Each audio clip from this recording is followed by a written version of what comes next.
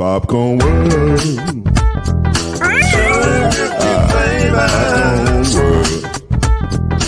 Popcorn World. Yeah.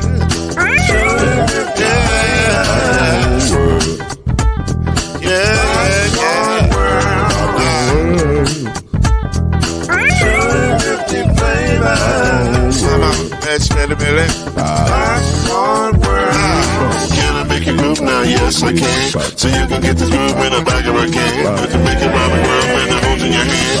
Popcorn World. 250 flavors gonna make you smile. 250 flavors gonna make you smile. 250 flavors gonna make you smile. I said popcorn make you smile. Ah. Popcorn World. Popcorn World. Popcorn World. It's a popcorn world. It's a popcorn world.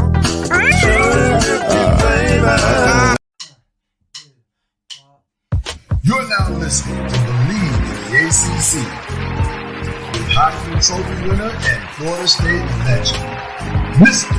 Charlie Ward, Wave 3 TV, and Burn Creek Hall of Famer, Kendrick Haskins, and Mr. Talking Noise himself, and of course, Mama Noise's name, Lloyd Smith. And now, it's time for BLEAV in the ACC.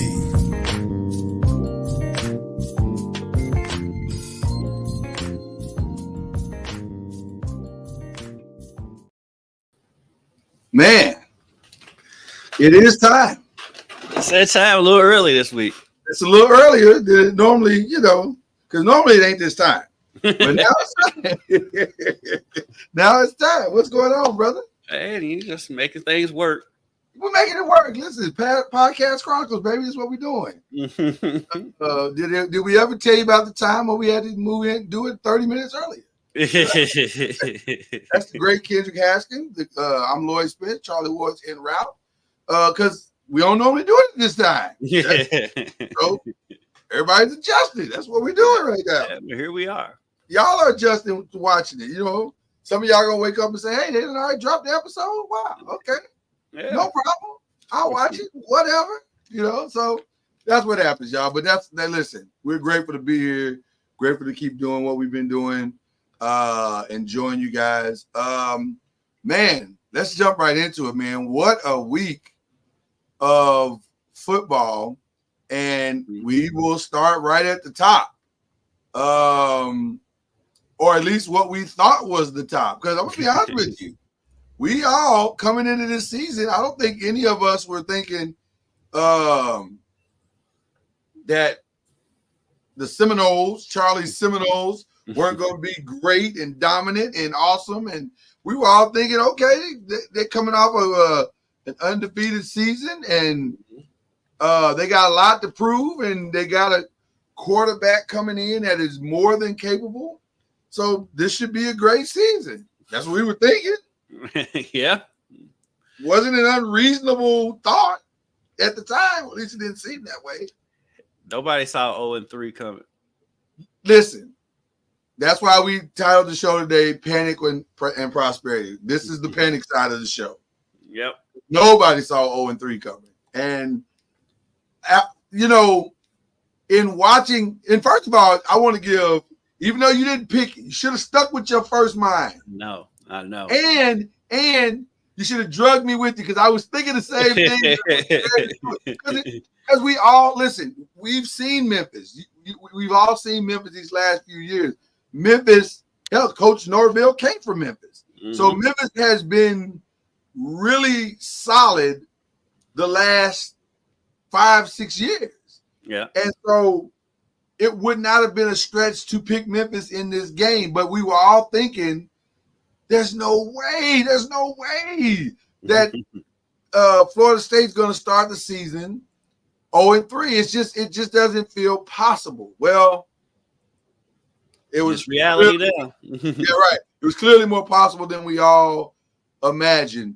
They went into the halftime 13-3, and let me just tell you, that score does not indicate how things just were not clicking. No, Like Florida State looked completely inept in that game from the opening kick. From the opening kick, and that's weird because that's a home game, that's a must win, and there was no sense of. It didn't feel like there was a sense of desperation. It felt like we're messing up, but we'll figure it out. Yeah. And Memphis ain't that team that you can just figure it out. Like they're good enough to, if they get you down, they'll keep you down. Mm-hmm. So going into the third quarter, it's 20-6, and we all kept thinking, okay, well maybe Florida State's gonna figure it. But the offense never seemed to click. No. It was a lot going on, and I know everybody's gonna point to DJ. I know everybody's gonna point to DJ Uiagalelei. I know they are. They're gonna say, "Oh man, he's just not it. He's not efficient. He can't do it." And he didn't help his case by going 16-30 for 201 yards and an interception. That didn't help. But I'm telling you, it's not just DJ. It's not just DJ. They got line problems on both sides of the ball. They have. Listen, when your offensive line and your running game only rush for 37 total yards, that ain't the quarterback's fault. You cannot point to the quarterback and say he's not doing his job. No, something is amiss, as they say. And we got the great Charlie Ward here. Charlie, hopefully you've had some time to look at the tape. I'll probably still say tape in 2024, by the way, but we do. What are your thoughts, man? Like, what is the disconnect for this Florida State team? And good morning to you, Charlie. Good morning. How are you guys doing today? We're doing good, brother. We good. Yeah. The crazy part about it is, I mean, as bad as they played, they still had a chance to win or at least tie the game. Right. Which means there's something there. And Memphis played a really inspired game on both sides of the ball. Played well, considering. But the thing that's that's really glaring right now is they have some guys that are injured, that are veteran guys that could probably alleviate some of the issues that they're currently having. When you say some guys, you mean linemen? Yeah, offensive linemen. Like there you go. I just want to make sure everybody understands what you're saying. Yeah. Yeah, the two starting offensive tackles are out, injured. When they were there, they weren't really. It was the first game, but at least they had some time to improve. But what you're starting to see is a couple of things. One, they're playing a lot of young players. So when you're playing young players, you're going to have, miscommunication. Mm-hmm. You're going to have guys in the wrong spot. You're not going to have guys with the eyes in the right spot. You're going to have just a lot of things. That's one. And two, you have guys, especially from an offensive line standpoint, that's not connected. When you sit and watch, just their basic offense, their counter, they got guys not blocking the right guy. And then, they're showing up. Somebody show up, they block that guy. Well, that's not your responsibility. Right. And then what's really lacking is just the playmaking ability, which on their offensive touchdown drives or where they move the football, that's where they had guys making plays from an offensive standpoint, whether it's explosive plays or making guys miss or making tough catches, one way or the other.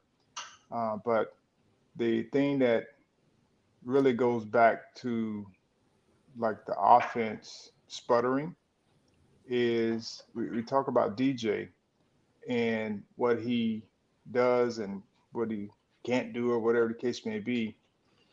When you're having offensive line issues, uh, you can't have a quarterback that can't use his legs Right. to make plays.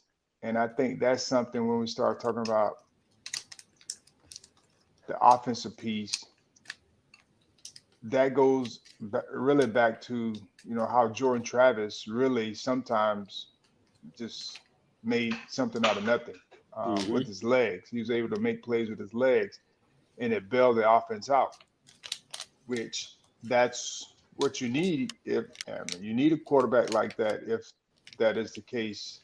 So that kind of hurts FSU as well on third down,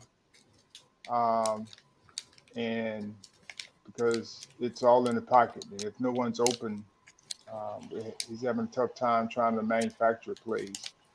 But it's across the board. So, Charlie, before you go on from that statement, because I think there are two things that you were talking about that are massively important to this conversation. Number one, I 100% agree. There seems to be a depth issue in that the linemen are so young and inexperienced from the starting tackles that you mentioned to who's now replacing them. That lack of continuity and connectivity of both of those is definitely a problem. And you see the clock is now shortened for DJ. It's shortened. So the 2.5 seconds that he'd like to have to find somebody and go through his reads, that's not there. And so he's vacillating between that. Do I go or do I stay here and try to make a play thing, which by the way is not just a DJ problem. It's a problem for 100% of the quarterbacks on earth. Like they're all trying to make that quick, decisive decision as to what to do and how long to stay in the pocket in that moment. And it's not, and I'll tell you this this is just a personal gripe of mine, Charlie. I get frustrated when I hear fans going off on quarterbacks saying he's got to stay in there and make that throw. Well, you stay in there and make that throw when a 300-pound dude is coming at you. Like that's not an easy. They speak as though that's an easy decision to make, and it's not. And so when you see the greats do it on the couch, right? It's magic from the couch. It's so easy to do. But the reality, if you've ever played the game, you realize that is not an easy decision to make. Though you may in some aspect be right. A quarterback does have to make that decision and that read quicker. And the higher the competition or the more intense the competition, the quicker the decision has to be made. So I'm absolving him of that part of it. I don't think that's where his disconnect is. I do think you're right, Charlie, that it's let's be clear. I don't know if the guys are there yet from a skill perspective. I think they're still working out, understanding routes and catching the ball catching the ball, just simply catching the ball and making those plays and bailing them out. But then there are some, I think when you're under duress, and you saw this a little bit to make a parallel in the Colorado game, when you're under duress week after week, I think you do start to get a little, that clock is weird in your head for a minute because you're anything that you've gone through and experienced more than once, you start to kind of get, I don't want to say traumatized, that's probably an aggressive word, but you do start to have that in the back of your mind. Like, I don't have that time. I got to do something. And so you can't plant your feet and throw the ball the way that you want. You can't make the reads as accurately as you want. And balls are sailing on you. So it's a very strange problem that I'm not sure everybody clearly understands is happening, but this is happening, and it's happening in real time right now. Yeah, I think the clock in his head is a little bit quicker than it actually is because he's been hit so much. But I mean, I'm saying, getting back to the skill players, I mean, somebody's got to make a play for DJ. I mean, yeah, I mean, You got to help each other out. Yeah. He's had some bad throws. Yes, he has. But they've had some terrible drops. They've probably had as many or more bad drops than they've had bad throws. Yeah. And so somebody's got to step up and make a play for this man. So I mean, how do you fix that, Charlie?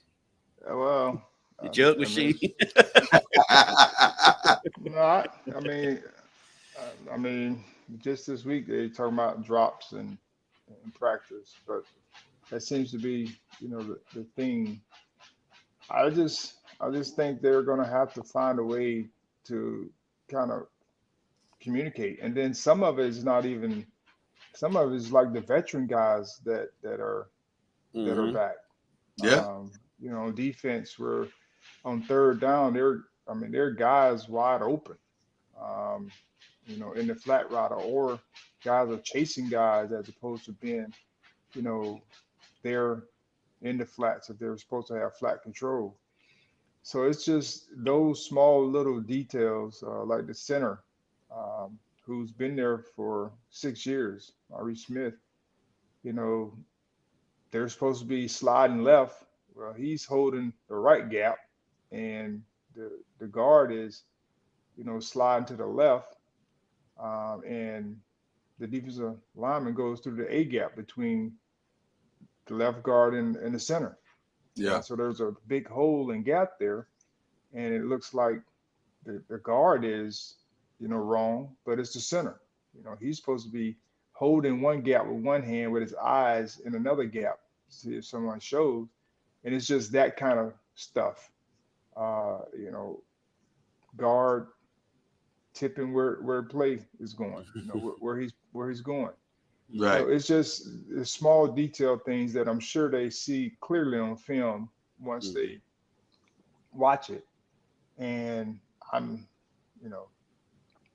it's hard for me to watch. And I just know it's hard for the coaches to watch, because I've seen that kind of play, not just my own teams, like when I coached, just little small detail things that you see show up during the games that you have to continue to fight and correct and go over, just so you can all be on the same page. And you're sitting there trying to figure out, like, how can we simplify this to make it better, but not be so simple to where we can't be efficient. And I also think there are some tendencies from the play call standpoint, from an offense standpoint, that Memphis was on as well. And some of that is based on relationships. With Coach Norville being there at Memphis, and one of his former coaches is now the head coach. Right. I'm sure they understood and knew a lot of the different tendencies, formations, what may be coming. And so some of that as well was part of the issue, because they were very well spot prepared. on. Yeah, they were very spot well on with a lot of things. So it's just, I think that Memphis group is a veteran group, if I'm not mistaken. Like, they got a nice mix of returning guys and new guys. So they didn't make a ton of mistakes, or they weren't out of position a lot. So that's always hard when you're playing somebody who kind of knows what you do, And Memphis was a lot of people's pick to preseason pick to crack the college football playoff for the non-power 4 school. So Listen, Memphis is no slouch. Memphis is the deal. They did nothing to dispel that, by the way. So they looked pretty good. So that was a rough game. It's going to be interesting to see if Florida State can turn this around. I don't think the calls for DJs to be replaced are. I get it, and I don't know. I always struggle with that unless the guy's like horrible. Which, when you go back and watch him play, he hasn't been great, but it's not, again, like you said, kid, it's not all his fault. There is enough blame to go around. So is a quarterback going to change, going to fixed drops. I've never seen that, but I don't know. I just, from that standpoint, I think they should give Brock a few plays. Okay. He should have a package because he can run. He adds that dynamic to the mix. And it's, you've seen it where you have a backup that Brock can throw. He can play the quarterback position just natural and normal. Mhm. But since he's in this role, he should be able to me, have a package of plays throughout the game just to give him a different look. Mhm. Because when he runs it, as opposed to DJ, it's a stark difference. Mhm. And it also gives the defense, puts them on their toes a little bit more. So I don't know how they're going to fix it. Um, I don't know if time fixes it, but when it's all said and done, it needs to get fixed, which they're working every day to do. But I don't know because, like I said, they're playing a lot of young guys. Like their Mhm. linebacker crew all those guys are like relatively new. Um, they were on the team last year, but they didn't play much. Didn't play, right. And then you have DJ Lundy, who's a returning guy, and he hasn't been, what they expected. He's more of a reserve, I should say, linebacker. The way he's playing, he's more of a reserve linebacker.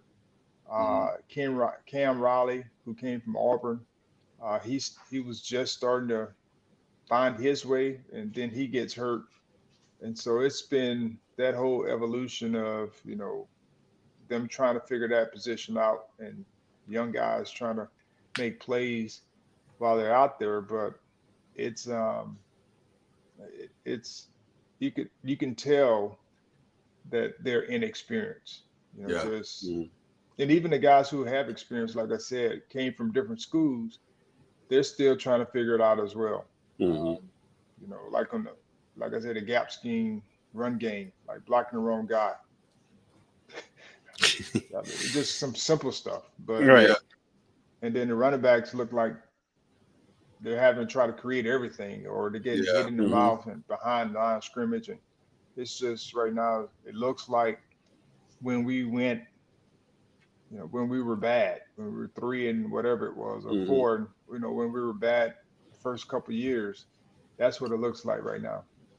Mhm. Well, I'll say this, based on what you just said, I would have to believe DJ's leash. I hate to use the word leash, but his It's a leash. Just use his the leash has gotten far shorter, and this might be the game where let's try something different. Mhm. So because at 0-3, you can't let this thing get away from you, and it's starting to feel like it is.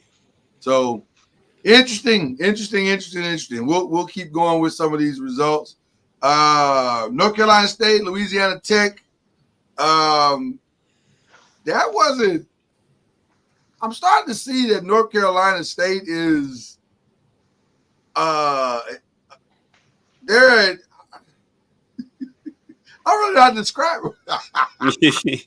Well, we thought their defense would be better than it has been, but it hasn't been as good as we thought it would be. It hasn't been as good as it has been in the past. They're, to me, middle of the road type of Yeah. team. Like they're not a top tier team, I don't believe, but they'll be in the mix because there's really no really top tier type teams this year in the ACC. So Yeah. it'll be interesting to see how they make their way. But they struggled this game. They were down like 14-6 at one point. They were.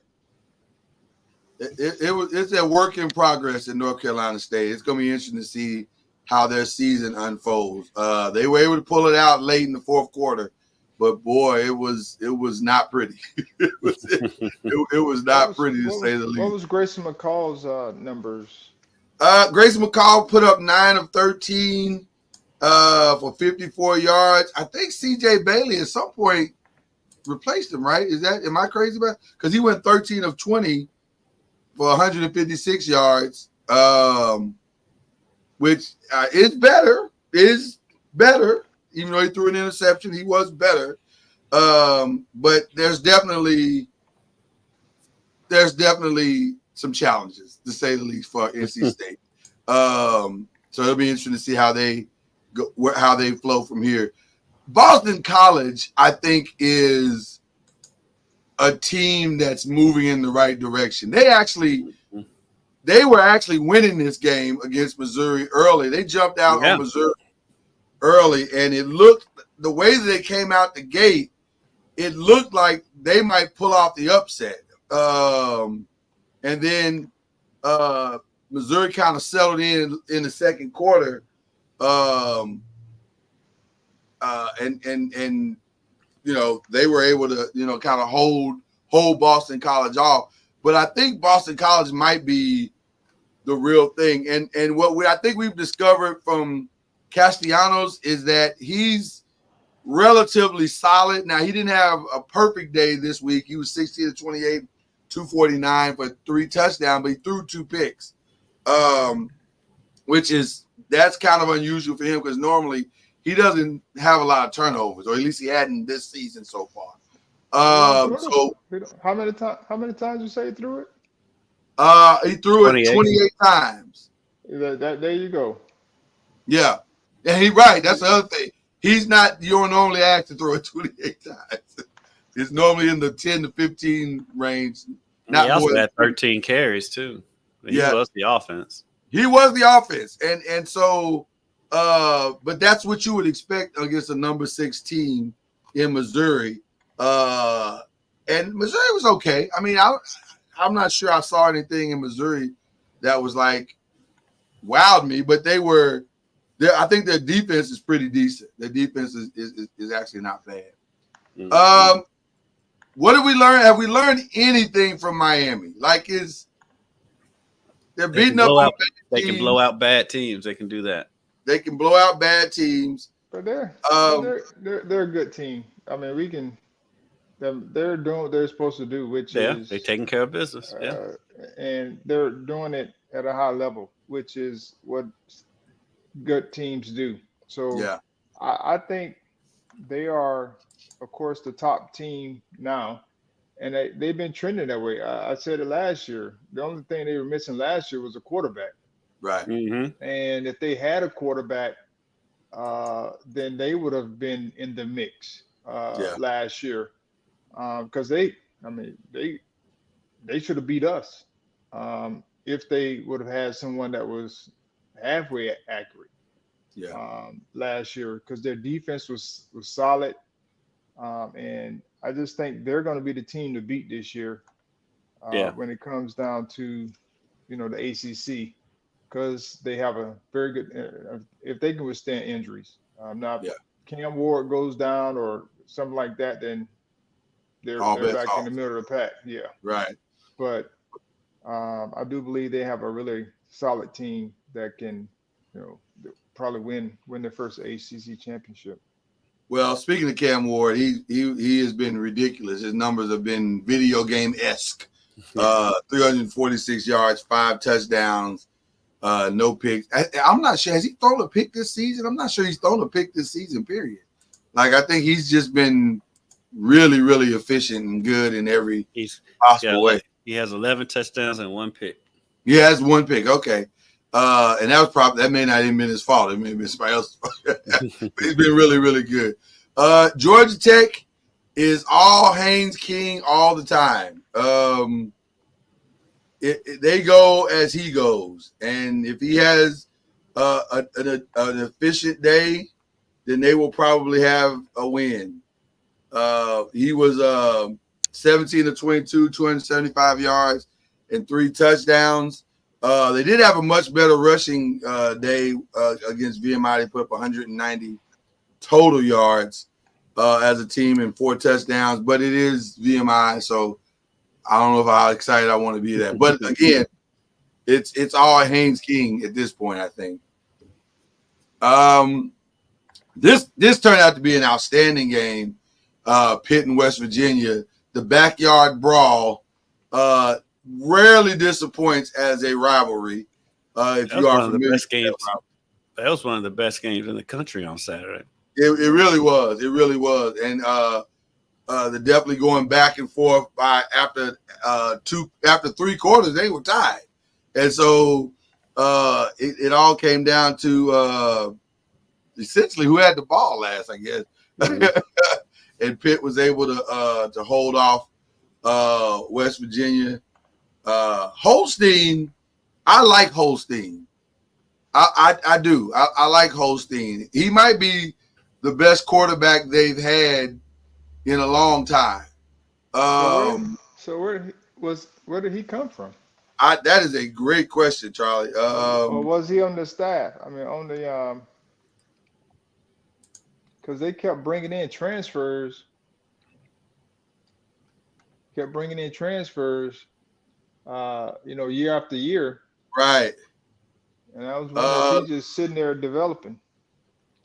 I'm looking at his career. It looks like he's their guy. First action. Yeah, he's their guy. This is his first action is this season. So yeah, it looks like he's their guy. So somebody did a great job with him because he is now the only if this you can say this is a negative if you want. The only thing is he is their offense right now. Like he threw for 300 yards, he ran for 59. So he's a true freshman. 80 rush yards. What do you say, Kendrick? I'm sorry. He's a true freshman. Yeah. So they have a future. They can start putting some pieces around him. Pitt could be one of them teams that maybe not this year because I think if you can stop him, you can pretty much stop anything they're doing. But going forward, if you can put some pieces around him, he could be special. Because the kid's solid. He's for sure solid. He's off to a solid start. Yeah. Absolutely. Shout out to UConn once again, giving an ACC. Although Duke didn't dominate this game, they kind of struggled a little bit. They pulled it out. Huh? They did struggle in this game. But they struggled. UConn almost. UConn was up going into the fourth quarter. What do we expect? With Duke, I think Duke is about where they are. Like this is the season they're going to have probably. Like it's not going to be. They're 3-0, but they put up a ton of offense in this game, which is weird for them to only have 26 points. Because Murphy he threw for 267. He threw it 43 times. Yeah, and Star Thomas ran for 122 yards. So. And still they were fighting for their lives in the fourth quarter. So yeah, strange. It's just efficiency. It's just trying to find rhythm and efficiency. And I think, well, I mean that probably goes back to them doing a lot and sputtering in the red zone. Yeah, quite a bit. If they had all those yards. Being able to accumulate those yards, but in the red zone, you get there and you end up having to kick a field goal numerous times because you weren't efficient in the red zone. Yeah, I guarantee that's what happened. Mm-hmm. North Carolina got a win against North Carolina Central. No surprises there. We're able to put up 45 points on that one.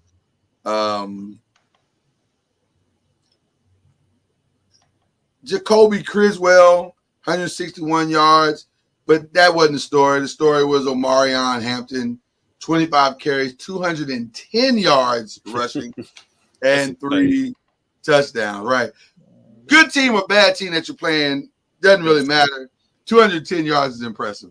No matter on 25 carries. I mean, he's getting almost 10 yards per carry. Right. That's a good day. That's a good day. Yeah. That is a good day. So big win for North Carolina as far as the numbers are concerned. Virginia Tech got back in the win column against Old Dominion. and were able to kind of dominate them. Really dominant performance all the way around. Kyron Drones, 176 yards, only threw for 1 touchdown, but he rushed for 117 yards on 12 carries and had a touchdown as well. So, you know, that was he just had a great day. They, as a team, I think they rushed for 289 yards, which is pretty down because I can't. Bayshul, is it Bayshul Tootin? He also rushed for 115 yards. So they had a really good, solid day. This one was a good game as well. Going in, I think we all thought that Virginia might pull this one out, but nonetheless, it was the Terrapins who will always have they got like 15 different uniform combinations. Like and they all have the flag in it. And they all have that weird flag in it. But they were in white and some weird rainbow thing this weekend. Like I was like, do they just not have like a color? Like they just whatever they decide, they just put colors out there or uniforms out there, and it doesn't matter. But they had Nike school or an Adidas school. I can't remember. I don't know. I'd love to know that because they're Under Armour. They're Under Armour, so they're probably a flagship. So that's why they try all the crazy uniforms. They are just trying whatever to see if it sticks to the wall. So like U of L with basketball when they had those infrareds because they's the flagship for Adidas. So yeah. So anyway, it was Virginia had an interesting day. They Anthony Calandria threw for 247, but he threw 2 picks. They didn't rush the ball particularly well, or couldn't find a rhythm, I guess, in the running game. Just didn't really couldn't get off the schneid. Like after the first half, just couldn't find anything in that second half, and Maryland just dominated that second half. But you know they're 2-1, so they're still in the mix. Still in the mix. Wake Forest got a rude awakening this weekend against Ole Miss, and you got beat when the AD goes ahead and cancels the return game to Ole Miss the day of the game. We're not doing this again. Oh yeah, went ahead and paid that $1 million buyout. Yeah, and Lane we are not doing this again. And Lane Kiffin, classic Lane Kiffin afterwards. Hank Bachmeier for Wake Forest, he threw for 239, so 22 of 39. He threw more than he probably wanted to, but that's what happens in a route. You got to throw the ball. They just weren't able to move the ball on the field, and Bachmeier, I think he got tackled behind the line quite a bit. He was negative 17 yards rushing. So just wasn't an efficient day. It's Ole Miss. Ole Miss is is one of the better teams in the country. I can't believe I'm staying up for California games. I never thought I'd be able to say that in my lifetime. But I am. And Cal's not bad. California's not bad. They're actually a really solid team. And Charlie, you said this last week. Their defense seems to be very, very efficient. They didn't give up a touchdown in this game until the fourth quarter. But they're pretty solid.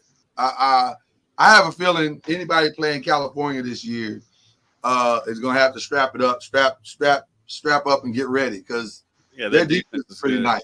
Yeah. And and they have the time on their side. They have the time on their side. Time is on our side. Yes. Okay. They're solid. We'll see. Yeah, we'll see. We'll see. For the state this weekend and see how it all plays out. But now, I don't think that's a proven game for them. Right now, we still might have questions. We still might have some questions at the end of that game. Yeah. In our I Believe games, LSU and South Carolina That was an a great outstanding game. Yes. Really good game. I was completely convinced that LSU was going to lose this game. It looked like LSU was going to lose this game. And then somehow at the end, they found a way. Literally at the end, they found a way to pull it out. But South Carolina played great. Yeah. Three and 3/4 quarters. they played. The quarterback getting hurt, I think, kind of threw them for a loop. He got hurt in that Kentucky game too. So their backup has seen a lot of action this year for their first 3 games. The quarterback's got knocked out. I think he may have got knocked out all 3 of their games so far. It's crazy. Yeah, he's having some challenges. They run him all the time. Yeah. In the other game, Notre Dame and Purdue. Purdue definitely not up to the task. Notre Dame had a great day. Charlie, are you declaring Riley Leonard as back? As Notre Dame fixed all their problems? They put up 66 points, and he was a good portion of the reason why. So, I have to see them be a little bit more consistent, but it's a good start to what they did, what they showed the previous week. Yeah, nice confidence booster. So a little bit. Yeah, their defense, is good. Yeah, so they have a chance to win. Yeah, and then on our pro picks, this game was the Bills and the Dolphins, and the Bills pretty much dominated the game, but obviously that wasn't the story coming out of the game. The story was Tua Tagovailoa getting another concussion. And for those who are in the know, this is, I think, his 4th professional concussion. And then I think it's his 5th in as many years, if I'm not mistaken.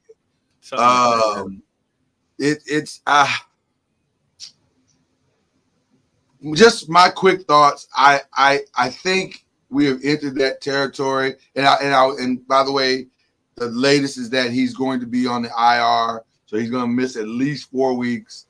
And he's meeting with neurologists to figure out what the next steps are. Now, currently I don't know if I have not heard him say this, but there are reports that he is saying he wants to continue to play, which of course he wants to continue to play. That's not surprising, especially not having met with neurologists yet.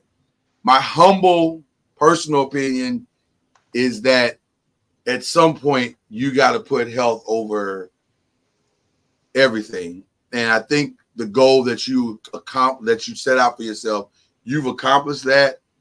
And it might be time to take a hard look at the future. Like, and I think I text you guys this. The best thing I heard coming out of Thursday night was Richard Sherman saying he needs to sit down with his wife and they need to have a real conversation. Because she's the one ultimately that's going to be the one taking care of him when all this is said and done. Not extended family members, not the team, not anybody else. They need to have a conversation about what the future looks like. And it needs to include what walking away looks like, in my humble opinion. But you guys, what are your thoughts? Yeah, I'm anxious to hear from Charlie on that one. Yeah, I mean, we've had these conversations offline, but it's tough, from a athletic standpoint, because it's something that you enjoy doing, you like doing. The resources are, readily available for what you're doing, and sometimes I had this issue. I played 11 years or was in my 11th year, and I ended up having an injury in the last year of my 11th year. And I was trying to come back, but because I had 2 more years left on my contract, and I just couldn't do it. Like my knee couldn't go any further, and I had to end up retiring, which wasn't the end of the world, but sometimes you don't have a quick transition plan. So you're trying to figure out like, what am I going to do next? But I was blessed to be able to be afforded the opportunity to get into coaching with the Rockets. So I was grateful that I had great relationships there and found my niche for my transition. I think he will have very similar opportunities. It's just a matter of this is happening right now. And sometimes you do have a choice, and sometimes you don't. Uh, but you, through it all, you just have to trust that God has a plan for you, and you've done enough for enough people that they'll be willing to help support you in whatever it is that you want to transition to. So, Charlie, it sounds like you're leaning towards him really walking away. Because I can't say I blame you for that. I just, we've not seen this yet. Thankfully, thank God that we have not seen a tragic concussion incident on the field yet, and tragic in the sense of fatal. But boy, I can't remember seeing any worse than his. Like his look really bad. Like they look. The one in Cincinnati is one that's always going to stick out in my mind. Yeah. When his fingers was spread open or spread apart or whatever it was. And this one, I mean, as soon as he went down, you saw it. His arm was sticking straight out, and it's like, oh, he's got another concussion. Yeah. And so, I mean, you feel for the guy, and you know, it's like we was talking about offline. It's like telling a 27-year-old man to retire. I mean, it's gonna be awful. It's tough, and especially, and then you know, and Charlie, you can speak on this one better than any of us. That transition going from, you know, when your identity is playing quarterback or, you know, playing sports. Now that's no longer your identity. And it's kind of hard to try to, you know, get past that, you know, when that's been your identity for so long. And I've talked to other former athletes about that. And so that's tough as well. And I'm sure that's playing into his decision. Am I really ready to transition into the next stage of my life at such a young age? But and every aspect he probably needs to. And every aspect of your body is healthy, right? Except for this one thing. Like that's the. And he'll get over the concussion too. That's the thing. He'll get over it, and it'll be 100%. And so, but that's a tough decision. I mean, that's between him, his wife, and his God, or whoever he prays to or whatever. But that I wouldn't feel comfortable trying to tell that man what to do. But I really would like for him to really consider his future when he's making this decision. And I think that's all at this point anybody could ask. It's just man, take it. And that's why I was really grateful for the Dolphins putting him on IR, because this is not a rush decision. Take your time, get all the information, go meet with the best of the best in the world, and then decide. Mm-hmm. And then if you decide to come back, take as many precautions as you can, but slide. Learn how to slide. If he slides, sliding would be good. Sliding would be good. Slide lower his head on somebody. It's not like he's gonna truck anybody anyway. So you can go ahead and slide, man. Yeah. So I still think it's something he probably should take longer than, because 100% agree. He probably should take the season, to be honest with you. Yeah, I mean that would be wise to take the season just to kind of figure it out, reset, because there are things now that they do to help, in that ability to be able to restore from the brain perspective, or some new technology and different things that they have out there. But even with that, it is still your long-term effect that you have. And so being able to, I mean, Troy Aikman was very similar. Yeah. He played quite a few years, but he had very similar issues, and it'd be interesting to see if he reaches out to Troy Aikman in this type of situation to get his thoughts, because we see Troy Aikman on TV now, but we don't see him during the week, Right. or after TV. And so it'll just be interesting to see, how he's been able to, find his way, and what his struggles are long term from having concussions like that. The other game that we had was the Bengals and Chiefs, which great game. If Mahomes has the ball at the end of the game, he's going to win. It's just, you may as well just turn the TV off. It feels turn that TV way. off, game's over. Yeah, although this one was, man, that was a tough call. It was the right call.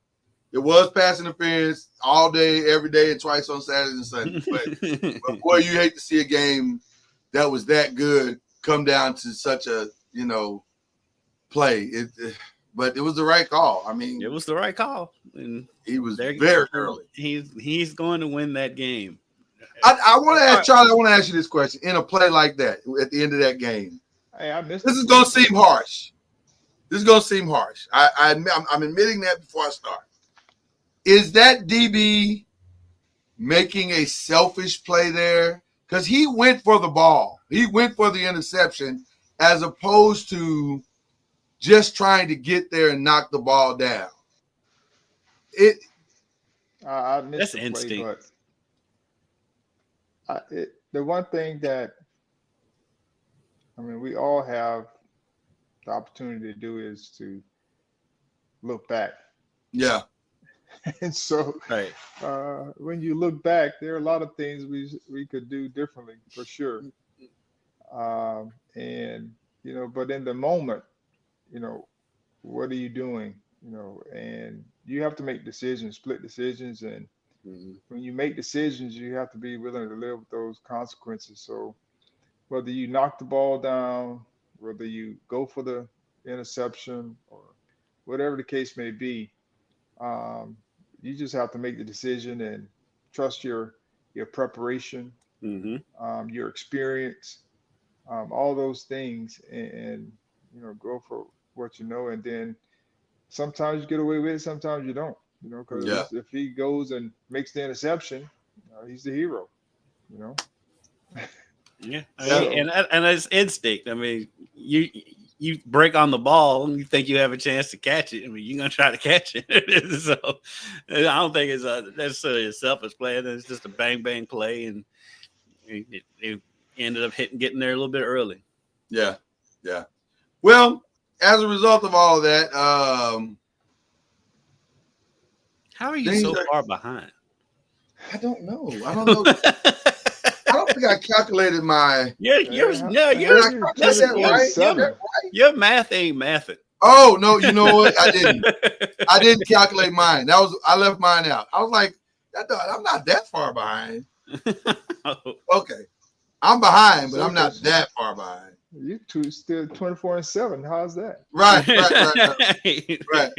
I'm behind, but I'm not that far behind. So okay, then that makes more sense. There we go. I was like, I'm really sucking right now. Okay. All right. So, so with that being said, we're picking our games for week 4. And we're starting off with Stanford and Syracuse tomorrow. I'll go Syracuse at home. Oh, definitely going Syracuse at home. I don't know if anybody wants to play Syracuse at home. Like, not in Syracuse. They are pretty solid at home. So that'll be a clean sweep on that one. Then we get into the Saturday games. We got NC State at Clemson. I'll go Clemson. Yeah, I'll go Clemson. They seem to have found something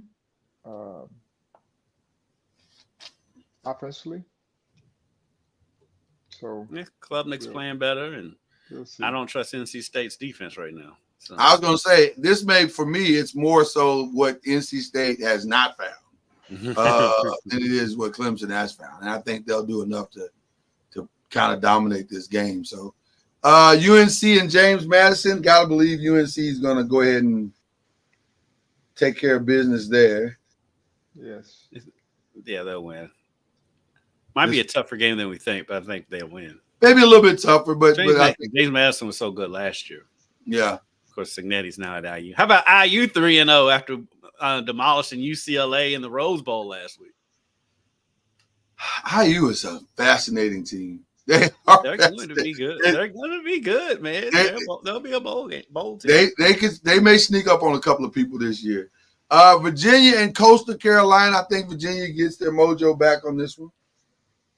I haven't seen much of Coastal Carolina this year. I know they've in the past few years they've been pretty good, especially at home. But I'll just go with Virginia just because I know more about them. Right. Yeah, I'm in the same boat. What many people think will be their first true test. It's a 3:30 local start time, 2:30 where I am. But Georgia Tech and U of L. U of L gets Georgia Tech at home. I guess the only really singular question to ask is, can they stop Haynes King? They've got the personnel to kind of keep him under wraps. Jacksonville State's quarterback was able to run a little bit on U of L, so he's definitely a step up in competition as far as that goes. I think he will make plays. I mean, you're not going to keep him from making plays for all 4 quarters. He'll make plays, but I do think they have the personnel to kind of keep him under control. And the offense seems to be clicking so far this year. Of course, it's against lesser competition, so now we'll get a better grasp of it. But I think Louisville does come out and win this game. Okay. Yeah, I'll go with Louisville as well because they're playing at home. Yep. Okay. Rutgers and Virginia Tech.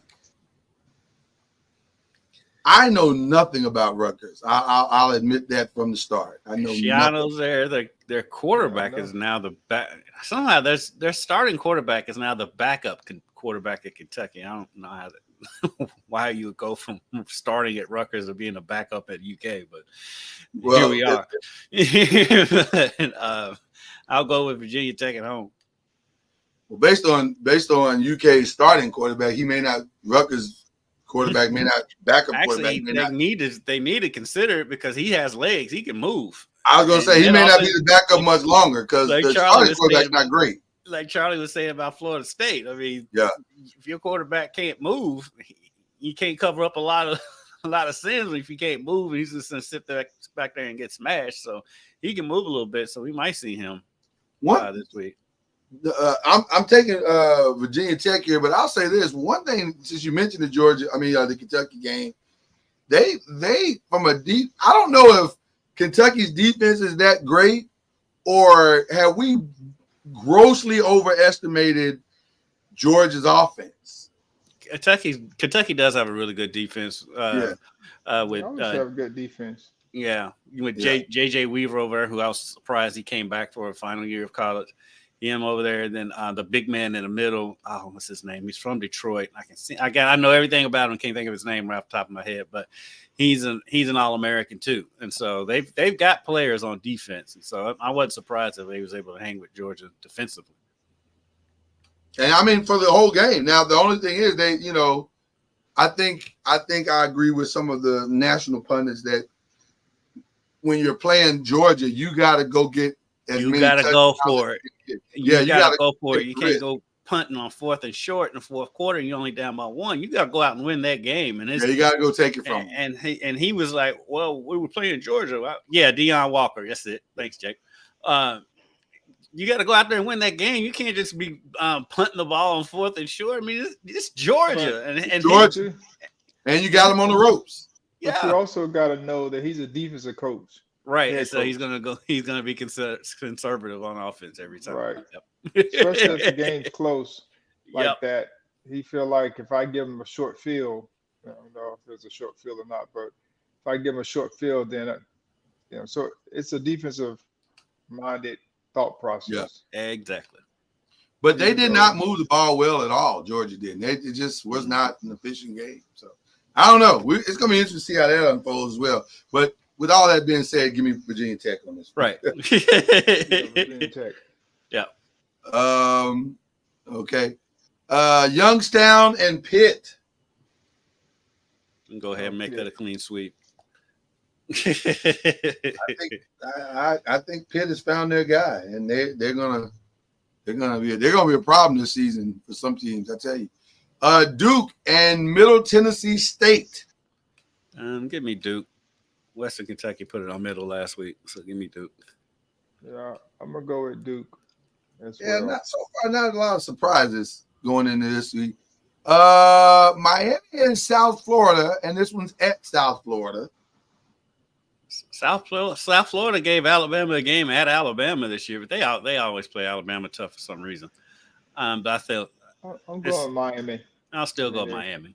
Yeah, going Miami, but I think this is going to be. It's going to be a tougher game than. Yeah, this could be a nice. Let's see where Miami really is type game. Michigan State and Boston College. I gotta go Boston College on this. Yeah, I mean, I like where Castellanos is playing, so yeah, I'm going Boston College. I'm not sure. Okay. I think I'm gonna go with Michigan State. All right. Oh, okay. Nice. I don't know much about them, but they've been playing solid this year. All right. This is our first true pick'em, I believe. TCU and SMU. Yeah. I don't know. TCU. And no advantages, even though this game is at SMU. There are no advantages because they're both Dallas / Fort Worth teams. So, Charlie's going with his money. I have no problem. I think they have the better team as well. I mean, outside of that. Even though I was at the game last week where they played UCF and they gave up the lead in the fourth quarter. I just don't know. I don't know if SMU has enough to win against TCU, I should say. Yeah, I'll go TCU too. My coworker is a TCU grad, so I'll go with them. Okay. I think this will be my separation game in that I'm gonna go SMU on this one. But I'm not going with any level of confidence.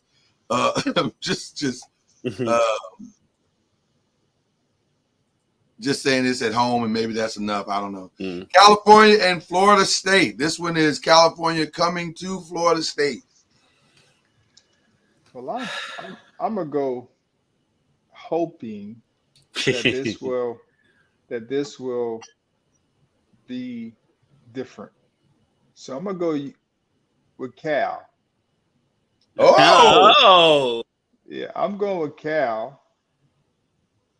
Hoping that Florida State wins. I see what you're doing. I see what you're doing there. Little psychological role reversal there. I'm going with Cal because of their defense. Yeah, I'm going with Cal because I just think Florida State's favored in this game. I think I'm going with Cal just because I think they're a better team right now, and I just think it's going to be tough. All right, well, real quick because I know we got to get out of here. Eagles, Saints, Ravens, Cowboys, Tennessee, Oklahoma, USC, Michigan. Kendrick, which way are you going on this one? I'll go with USC over Michigan. USC over Michigan is his, I believe, pick of the week. Charlie, Eagles, Saints, Ravens, Cowboys, Tennessee, Oklahoma, or you can go with Kendrick, USC, Michigan. You don't have to. I'm gonna go.